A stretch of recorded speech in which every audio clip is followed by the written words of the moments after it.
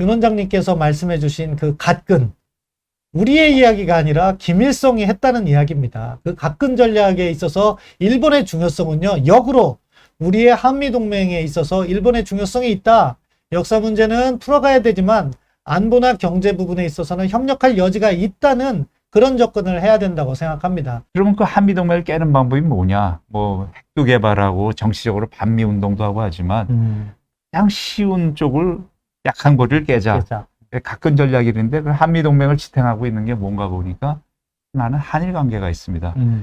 미국이 왜 한국 전쟁에 개입했느냐라고 보면 한국이 공산화가 되면 그 다음에 일본이 공산화된다. 그렇죠. 그래서 한국이 개입했기 때문에 일본 내 미군 기지를 언어의 후방 기지로 삼아서 한국을 지원하고 있는 시스템이거든요. 그렇죠. 한미동맹 체제라는 게. 그래서 한일 관계를 끊으면 그 시스템을 무너뜨릴 수 있다고 보는 겁니다. 그래서 최근에 왜 그렇게 집요하게 그런 한일 관련해서 예상치 않은 그런 지소미아를 폐기한다 그런다든지 연달은 그런 판결들이 나오는 것이 그러한 분위기와 무관하다고는 저는 좀 생각하기 어렵지 않을까라는 그렇죠. 생각이 듭니다. 예, 사실 그 갓근 전략 저희는 무시하기가 쉽잖아요. 네. 뭐 한일 관계가 그렇게 중요하냐. 그런데 정말 한미 동맹이라는 갓을 지탱해 주는 게 한미 양자 관계가 있지만 한일 관계가 약해지면은 미국이 네. 원하는 한미일 협력도 안 되고 유사시에 전시 증원도 안 되니까 네네. 그것을 갖다가 의도적으로 공략해 왔다. 네. 이런 평가가 있는데요. 정말 원장님 말씀 저희가 새겨둘 필요가 있는 것 같습니다. 가끔 전략인데 그 한미동맹을 지탱하고 있는 게 뭔가 보니까 나는 한일 관계가 있습니다.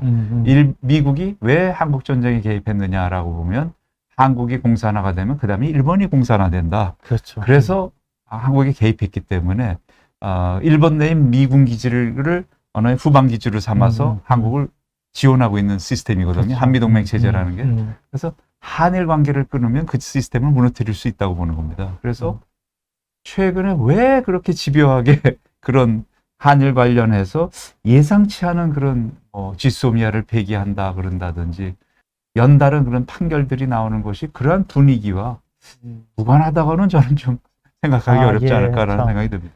예, 사실 그 갓근 전략 저희는 무시하기가 쉽잖아요. 네. 뭐 한일 관계가 그렇게 중요하냐. 그런데 정말 한미 동맹이라는 갓을 지탱해 주는 게 한미 양자 관계가 있지만 한일 관계가 약해지면은 미국이 원하는 한미일 협력도 안 되고 유사시에 전시 증원도 안 되니까 네네. 그것을 갖다가 의도적으로 공략해 왔다. 네. 이런 평가가 있는데요.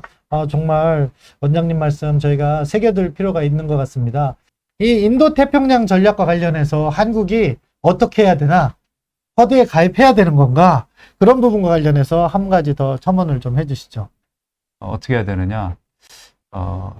아까도 말씀드렸지만 우리 주변에서 강력한 국가가 신흥 강국이 등장한다라는 건 우리 역사는 좋은 일이 별로 없었습니다. 그러니까 뭐 쉽게 얘기하면 중국 대륙에서 한나라라는 강력한 통일 세력이 등장했을 때 고조선이 망했고요. 고구려가 왜 망했습니까? 당나라가 등장했을 때 망한 거 아닙니까?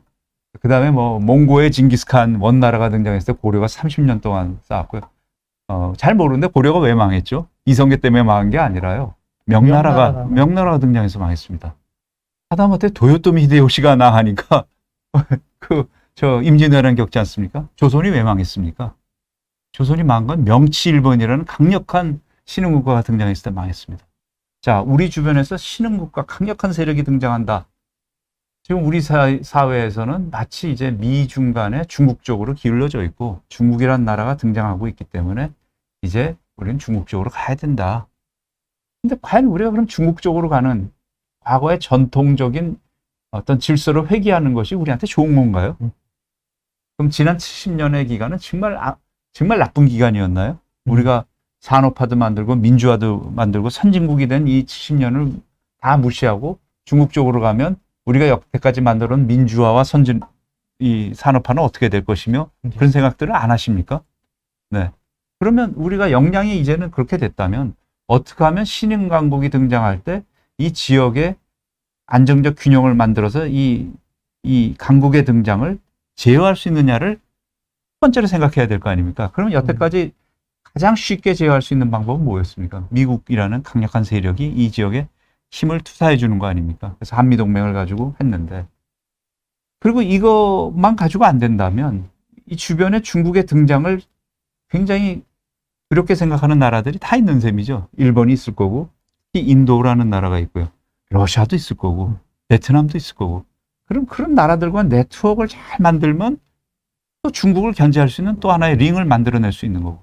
물론 호랑이를 잡으면 호랑이 물에 들어가야 된다고, 또 중국과도 굉장히 긴밀한 양자관계를 만들어야 되고, 어차피 지금 뭐 경제가 이제 중국이 70%고 미국이 30%이기 때문에 경제가 중국에 의존하기 때문에 우리는 균형 외교를 취해야 된다. 또 이런 분들도 있어요. 근데 그거 참 세계 경제의 흐름을 잘 모르시는 분인데 글로벌 밸류 체인을 한번 보셔야 됩니다.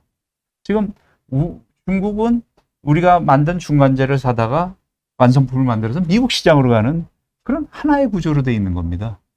중국한테 제일 중요한 건, 경제가 중요한 건 미국입니다. 근데 한국은 누가 제일 중요하냐? 사실은 미국입니다.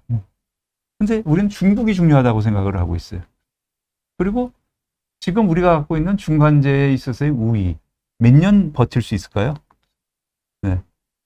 최근에 화웨이 사태로 인해서 지금 반사이익을 한국이 보는 거 아닙니까? 네. 그렇죠. 그걸 알아야 되는데. 네. 그래서 그 천재인류의 기회 속에서 중국과의 지금 다 잃어버리고 있던 산업 경쟁력을 얼마만큼 우리가 유지하느냐가 한중 관계의 저는 관건이라고 생각하고요.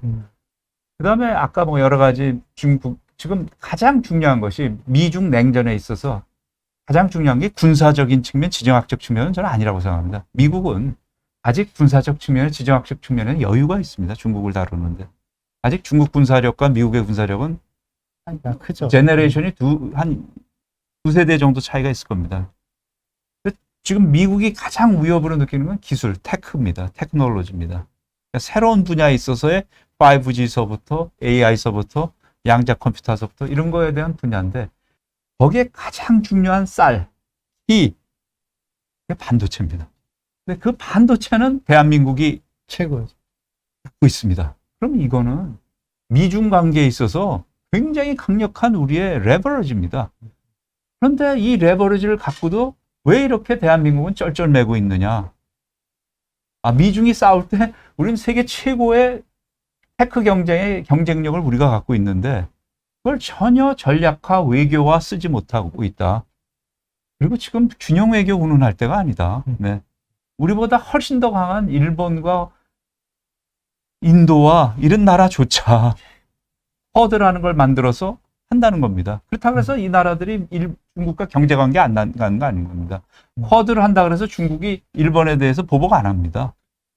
우리 스스로 보복을 자초하는 행위를 계속하고 있고, 그러니까 중국이 볼 때는 얘네들은 땡기니까 오네라고 생각하는 그런 상황이 된 거죠. 그래서 조금 더 당당한 그런 외교를 해야 된다라는 생각을 갖습니다. 윤 원장님께서 말씀해 주신 그 갓근, 우리의 이야기가 아니라 김일성이 했다는 이야기입니다. 그 갓근 전략에 있어서 일본의 중요성은요, 역으로 우리의 한미동맹에 있어서 일본의 중요성이 있다.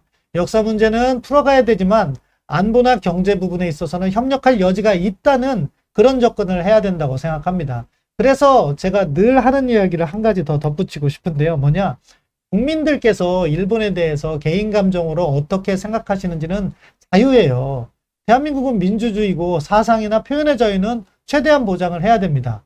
그렇지만 국가가 외교 행위를 할 때는요, 사실은 신중하게 해야 되는 거죠. 친미하고 친중하고 친일하면서 그 중에서 가장 우리에게 바람직한 이익을 찾아나가야 될 때다. 감정적으로 국가가 나서면 안 된다는 거죠. 이것과 연결해서 마지막 말씀을 드리면요, 윤 원장님께서 정말 좋은 지적을 해주셨어요.